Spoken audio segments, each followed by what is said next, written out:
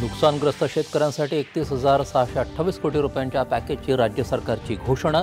दिवाळीपर्यंत मदत पोहोचवण्याचं मुख्यमंत्र्यांचं आश्वासन। खरडून गेलेल्या जमिनींसाठी 47,000 रुपये रोख तर 3 लाख हेक्टरी मदत मनरेगामधून दिली जाणार। इतर नुकसानांसाठी देखील भरीव मदतीची घोषणा।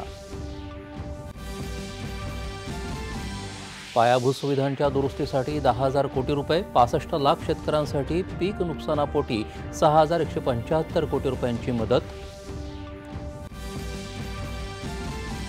पंतप्रधान नरेंद्र मोदी उद्यापासून 2 दिवसांच्या महाराष्ट्र दौऱ्यावर। नवी मुंबई आंतरराष्ट्रीय विमानतळ टप्पा 1 आणि मेट्रो लाईन 3च्या शेवटच्या टप्प्याचं करणार उद्घाटन।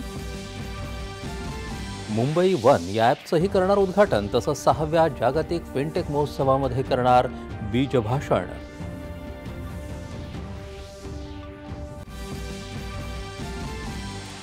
एकूण 24,634 कोटी रुपयांच्या 4 रेल्वे प्रकल्पांना केंद्रीय मंत्रिमंडळाची मंजुरी। वर्धा भुसावळ आणि गोंदिया डोंगरगड रेल्वे मार्गांचा समावेश। वर्ष 2029 पर्यंत संरक्षण उत्पादन 3 लाख कोटी रुपयांपर्यंत तर निर्यात 50,000 कोटी रुपयांपर्यंत वाढवण्याचं सरकारचं उद्दिष्ट। राजनाथ सिंह। मुंबईत जागतिक फिनटेक महोत्सवाला सुरुवात। तंत्रज्ञानाचा अस्त्राप्रमाणे नव्हे तर मानवहितासाठी वापर हवा। निर्मला सीतारामन यांचा उद्घाटन सत्रात सल्ला। रत्न आणि आभूषण धोरणाला राज्य मंत्रिमंडळाची मंजुरी। 1 लाख कोटी रुपयांची गुंतवणूक अपेक्षित।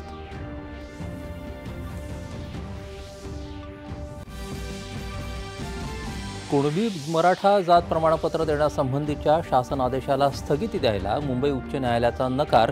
राज्य सरकारकडे मागितलं उत्तर। आपल्या कथा जगासमोर मांडण्याची भारतीय चित्रपटांमध्ये प्रचंड क्षमता असल्याचे माहिती आणि प्रसारण सचिव संजय जाजू यांचे मुंबईत फिक्की फ्रेम्समध्ये प्रशंसोद्गार। आणि जॉन क्लार्क, मायकल डेवोरेट आणि जॉन मार्टिनीस यांना यंदाचा भौतिकशास्त्राचा नोबेल पुरस्कार जाहीर।